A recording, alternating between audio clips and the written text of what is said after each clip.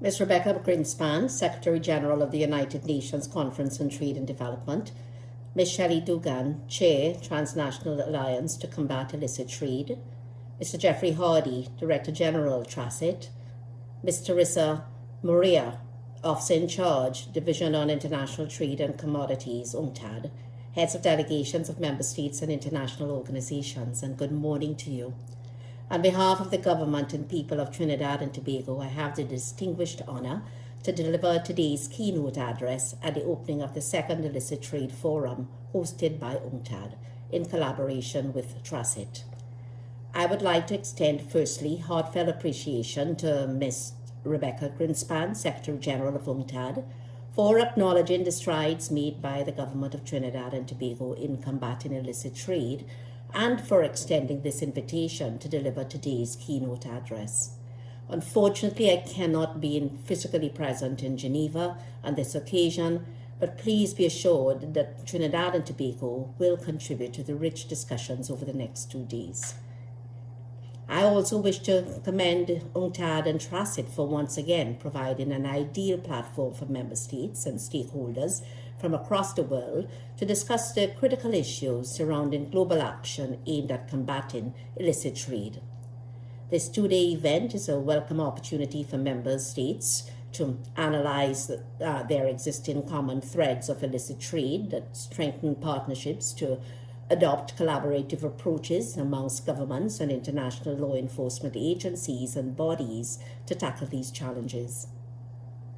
Some may ponder why the issue of the illicit trade of goods and services is an increasingly concerning problem that has become the focus of many governments and international organizations.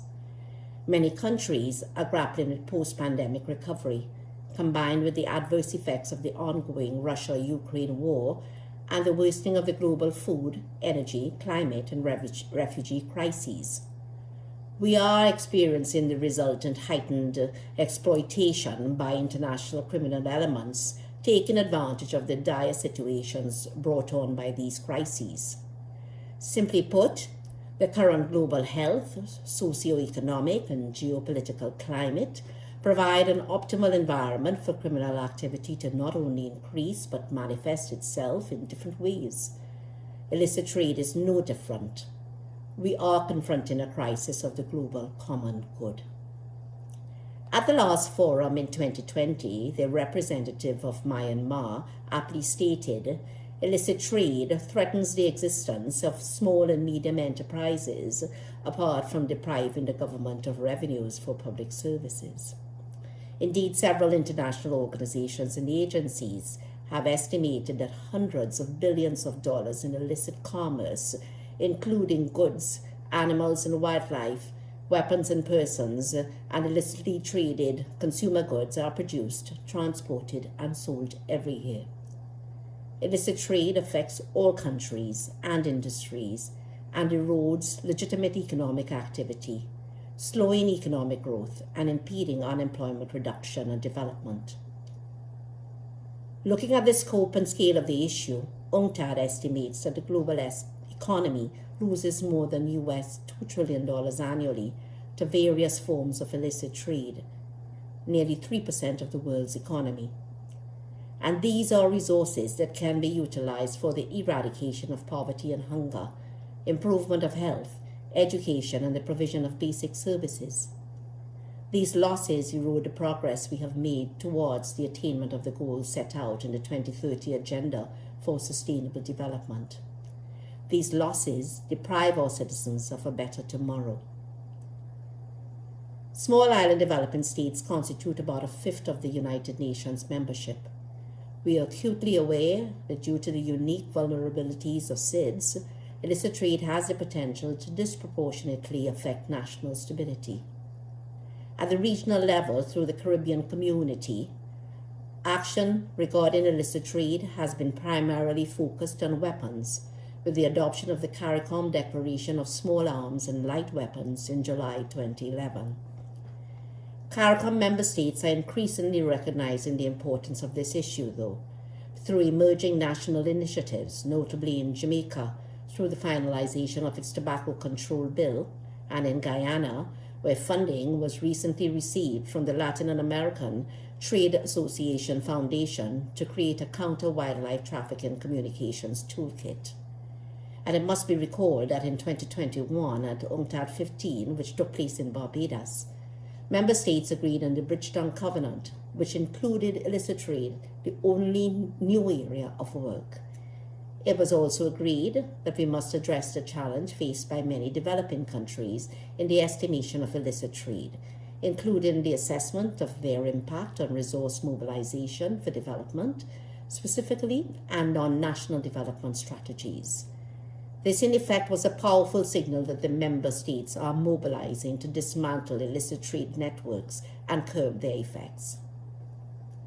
As I now turn to my own country, Trinidad and Tobago, as a small island developing state, has felt the negative effects of the global investment downturn and remains committed to resetting the economy for growth and transformation.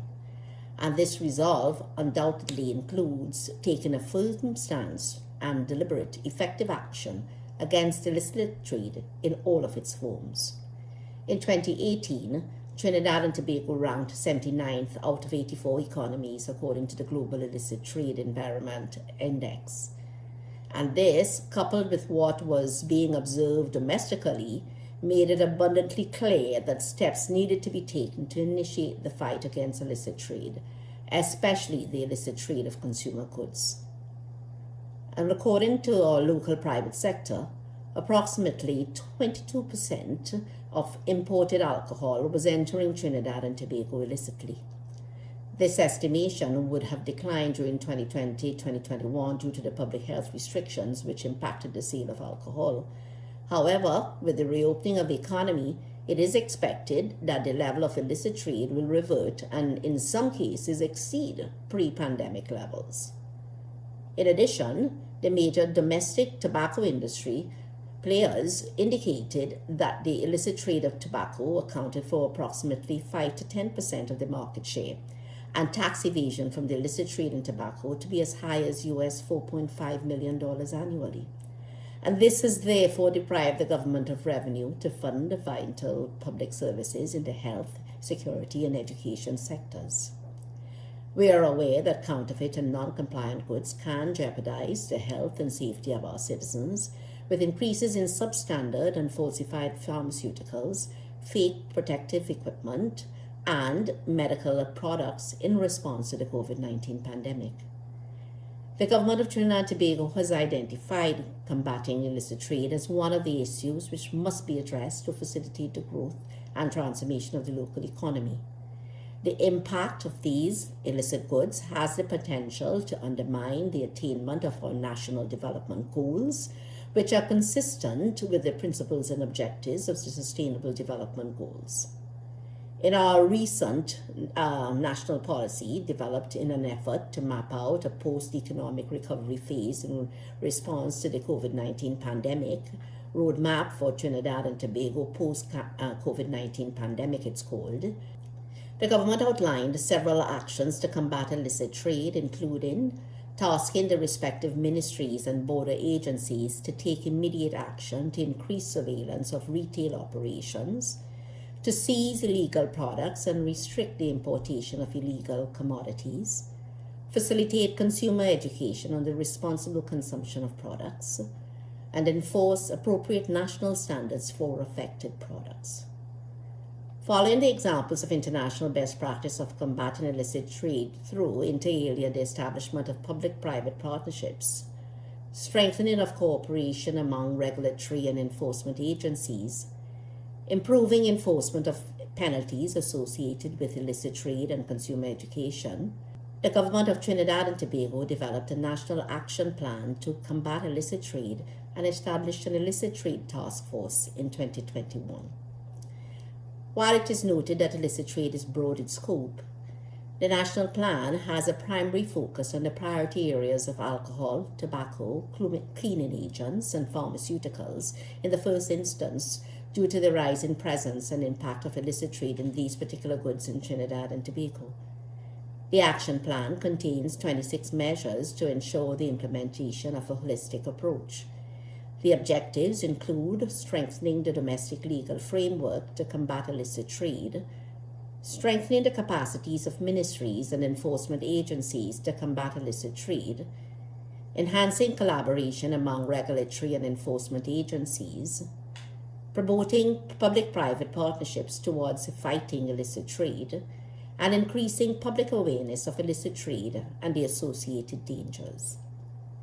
With the understanding that government leadership, with significant input and collaboration with the private sector and civil society, was key to tackling the issue, the task force was appointed in May 2021 and comprises various public sector organizations, private sector entities, and non-governmental organizations, and is chaired by the Ministries of Trade and Industry and National Security. The task force has become an intrinsic part of the machinery of the Government of Trinidad and Tobago to tackle the scourge of illicit trade. To date, many strides have been made in the implementation of the action plan, and in particular, through the work of subject matter experts from both the public and private sectors, a range of solutions have been developed to address the illicit trade in consumer goods in Trinidad and Tobago. And these recommendations are intended to improve the policy and legal framework, curb the supply of illicit goods, while simultaneously encouraging a reduction in consumer demand, enhancing transparency in the fight against illicit trade, and improving our customs environment. In addition, the task force also launched a national public education campaign focused on improving the identification of illicit goods and building awareness of the impact of illicit trade on all players in the economy. It is our hope that an informed public will not only make wiser purchasing decisions, but also assist in fostering change towards how illicit trade is viewed, treated, and prioritized in the country. The National Action Plan was also designed to be implemented in tandem with other national policies, and one such is the National Special Economic Zones Policy, which has replaced the Free Trade Zones regime.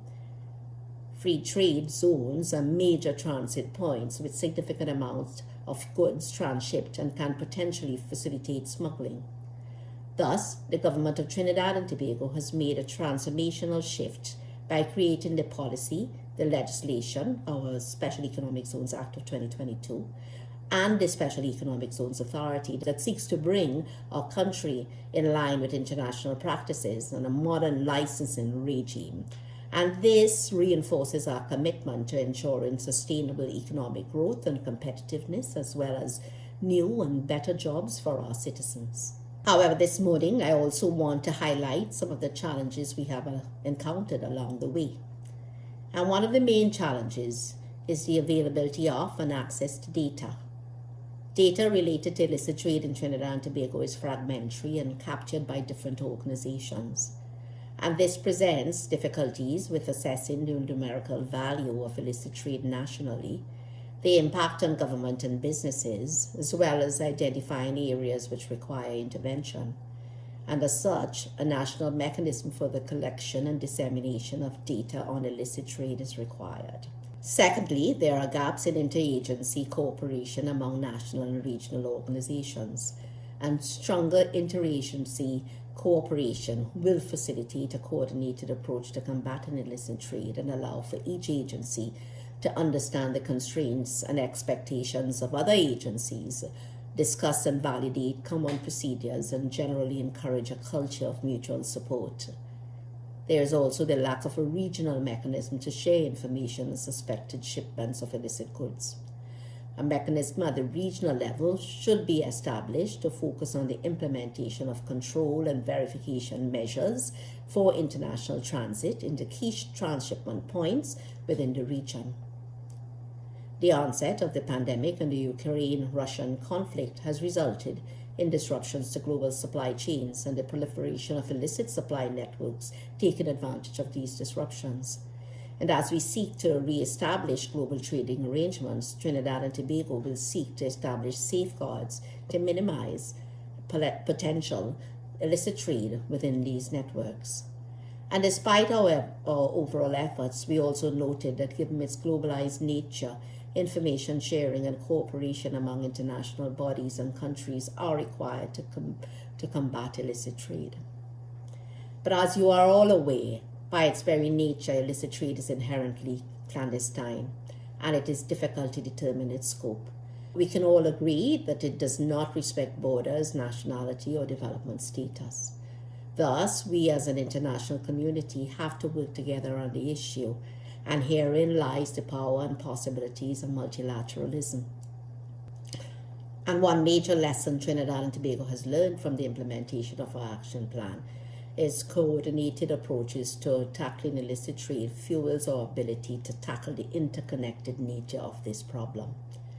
And on this note, I take this opportunity on behalf of the government of Trinidad and Tobago to call for 2 affirmative actions to be taken to bring us closer to achieving our goals on combating illicit trade. And these proposals incorporate the trifecta needed to strengthen our approach: partnership, capacity, and leadership.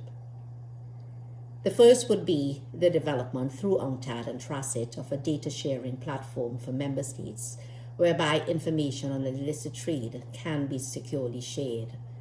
And this can assist in the tracking of networks across borders, and it can help with studies with regard to which countries are most affected.